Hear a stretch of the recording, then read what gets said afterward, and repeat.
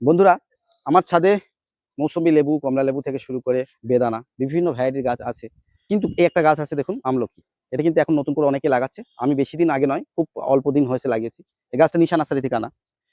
আজকে একটা short video আকারে আপনাদের সামনে তুলে ধরা একটাই উদ্দেশ্য, একটা মানুষের জন্য। একজন আমাকে খুব বাজে গালাগালি মন্দ করেছে আমার কিছুদিন আগে আমাদের আমাদের এক ভিডিওতে। মানে নিশা নার্সারি একটা ভিডিওতে কমেন্ট করেছে যে আমি দালালি করি, আমি মিথ্যা কথা বলি। সেই কারণে আজকে শর্টস ভিডিও। এটা সেই আমলকি গাছ। আমি বন্ধুদের বলেছিলাম যে আমিও একটা গাছ কিনেছি। আমার খুব ইচ্ছা যে এই যে বেনারসের যে জাত N7 আমার লাগানোর। আমি ভিডিওতে বলেছিলাম আমি এখান থেকে একটা গাছ কিনেছি।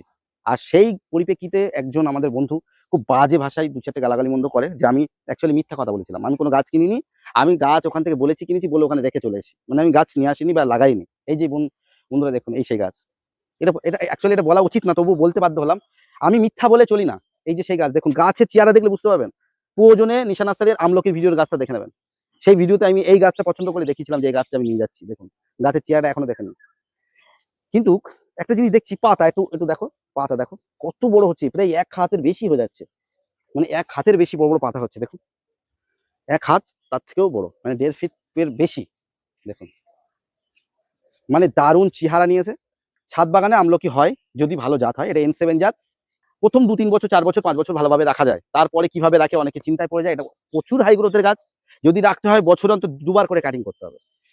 যখন কাটিং করতে হবে তখন মেন ব্রাঞ্চের অল্প একটু রেখে কেটে দেওয়া উচিত। এইভাবে মানে হার্ড প্রুনিং মানে একদম ভাবে গাছকে একটু ছোট্ট একটা 7 ইয়ার্স লাস্টে।